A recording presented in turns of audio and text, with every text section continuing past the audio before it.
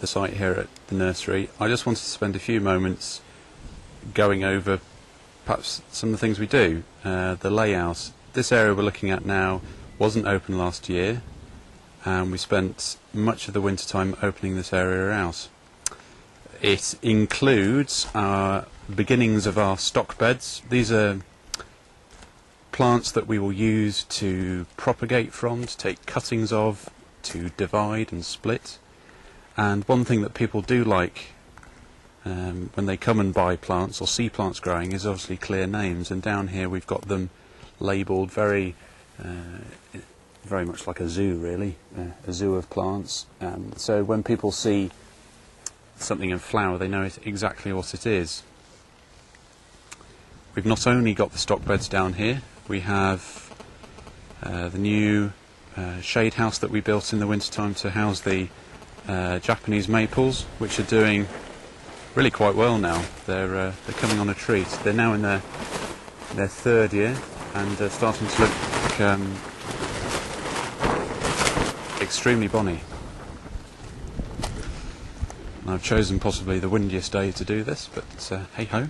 And looking from the stock beds down towards the other side of the nursery, the customers can see down into the polytunnels. They can see a little of what we're doing. You can see Abby just working in there in the small tunnel, trying to keep things watered and looking alive.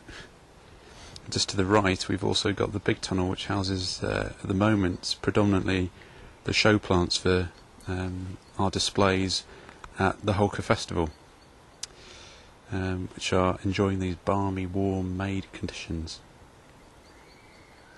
Now if we head back up this way, I'll just take you very quickly through to the area next door of the nursery that was opened last year. But there's big areas here we're yet to plant, as you can see from this area here. We've got some trees in. There's some birch, a paulonia, with the minute still looking like a stick, and acres of this stuff at the moment. Of course, our beloved bindweed. Current treatment is to involve a bit of hard physical digging and a little bit of painting on with weed killer, which is going to take a while, but we'll get there in the end. These borders run right down the length of the nursery, and in these borders we have plants that we obviously grow and sell, and these are throughout the site just to give people ideas and also to inspire them and something to look at and enjoy. Our sales beds, which are looking nicely stocked up at the minute, if a little windswept.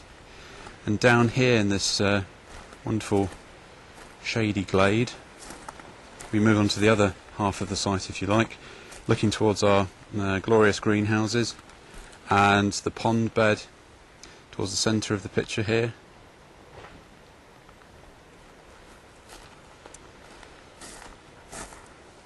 But the planting's starting to become quite established now. It's only really in its second year, so we're constantly adding to it. And in this border, for example, there are things which are just going berserk, like this Cephalaria alpina, which late summer, I suppose, develops these yellow scabious-like flowers on stalks which rise above the fence line. But it's a real triffid of a plant. And then moving down from these borders, we have the more shady areas of the site, helped by the trees which are here, which are predominantly ornamental cherries.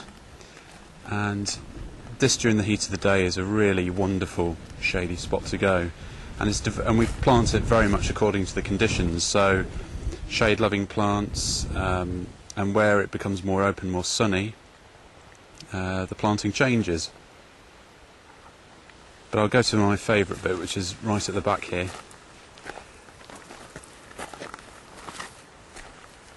It's a little bit hidden, so it's a nice surprise when you come to the nursery and you're not quite sure what's here. And some of the planting in here is doing really well. We've got some glorious hostas, which seem to be totally unaffected by slugs. I don't understand why, because we don't really do anything to keep them at bay. And the primulas are happy as Larry down here. And it's just a wonderful glady spot really, with a fine specimen here of Hoster Tim Schmid, which came from our friends who run a nursery in Hornby, Ken and Mary Green. So we've got a variety of conditions, if you like, scenarios, and quite often one of the biggest questions we get here is, I've got this shady, dry spot in my garden, base of a hedge, it's a real problem area. And I say, well, come and see what we're doing here, because most of what you're looking at here in terms of the planting is sat on about half a foot of soil. And the way we get round that is to mulch the soil really thickly every autumn and spring, which makes up for the lack of soil depth, but you've got to keep on top of it.